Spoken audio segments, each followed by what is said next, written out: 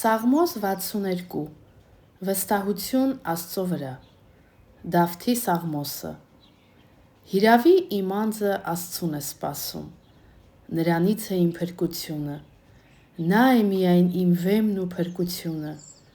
իմ պաշտպանությունն է, ես խիստ չեմ սասանվելու։ Մինչև երբ եք մարդու դեմ չարություն նյութելու, դուք ամենքդ սպանվելու եք, ծռված պատի կամ խախուց հանկապատի պես եք լինելու։ Նրանք միայն մտմտում են իր բարձրությունից նրան ցած գցելու մասին, սիրում են սուտը,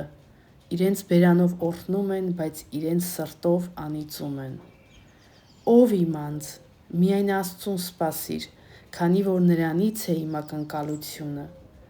Միայն նա է իմ վեմն ու փրկությունը, իմ պաշտպանությունն է, պիտի չսասանվեմ։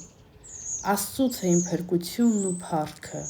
իմ զորության վեմն ու իմ ապավենն Աստված է։ Ամեն ժամանակ նրան հուսացեք, ով ժողովուրդ, նրա առջև բաց արեք ձեր սրտերը,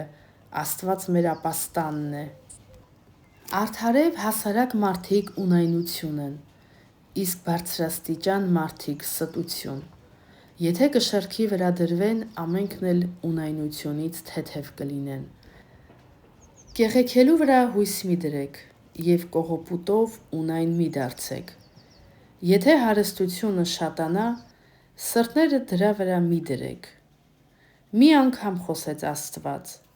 ես 2 անգամ լսեցի սա, թե զորությունն Աստծուն է պատկանում։ Ողորմությունն էլ է քոնը, ով Տեր, քանի որ ամեն մեկին իր գործերի համեմատ հատուցում ես։